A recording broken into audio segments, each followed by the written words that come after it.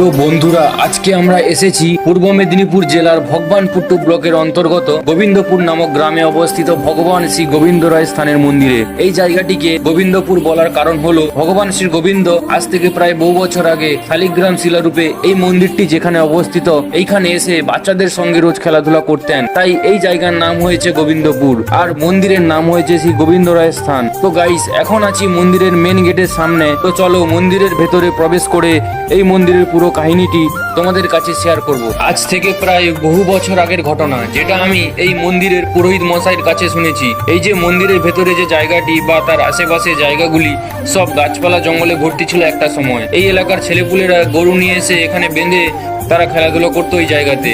এখানে পাশেই ছিল একটা বড় খাল আর খালের পাড়ে ছিল 3টে অশ্বত্থ গাছ।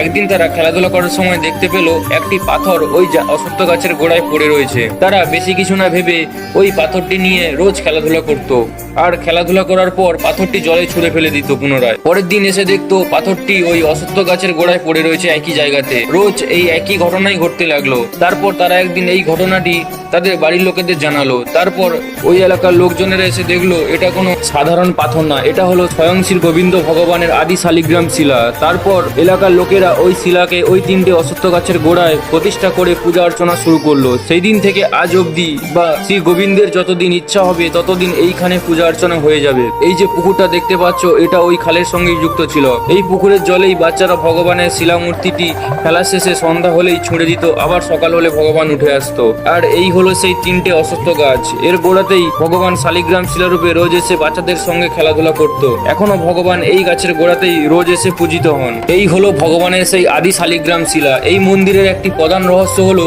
সূর্য ডোবা মাত্র সন্ধ্যা হলেই মন্দিরের পূজা অর্চনা সব বন্ধ হয়ে যায়। আশেপাশে সব দোকানপাটও বন্ধ হয়ে যায়, একটা লাইটও পর্যন্ত জ্বলে না সন্ধ্যা হলে। এই মন্দিরটিকে সাজিয়ে গুছিয়ে তুলেছে এই ভগবানের ভক্তরা। তারা তাদের এই ভগবানের কাছে করা মানত পূর্ণ হওয়াতে তাদের নিজেদের সাধ্যমতো মন্দিরকে সাজিয়ে তুলেছে। সেই দিন ছিল রাখি পূর্ণিমা, তাই অনেক ভক্তরা ক্ষীরভোগের হাঁড়ি নিয়ে এসেছে গোবিন্দকে ক্ষীরভোগ খাওয়ানোর জন্য। আমরা এসেছি আমাদের নতুন বাইকের পুজো দিতে, তাই ঠাকুর মশাই আমাদের গাড়ি পুজো করছে। তো বন্ধুরা, আমাদের পুজো দেওয়ার কাজ শেষ। এখন যাচ্ছি বাড়ি। তোমাদের ভিডিওটি কেমন লাগলো তোমরা কমেন্ট করে জানাও। দেখা হবে আবার একটা নতুন ভিডিওতে।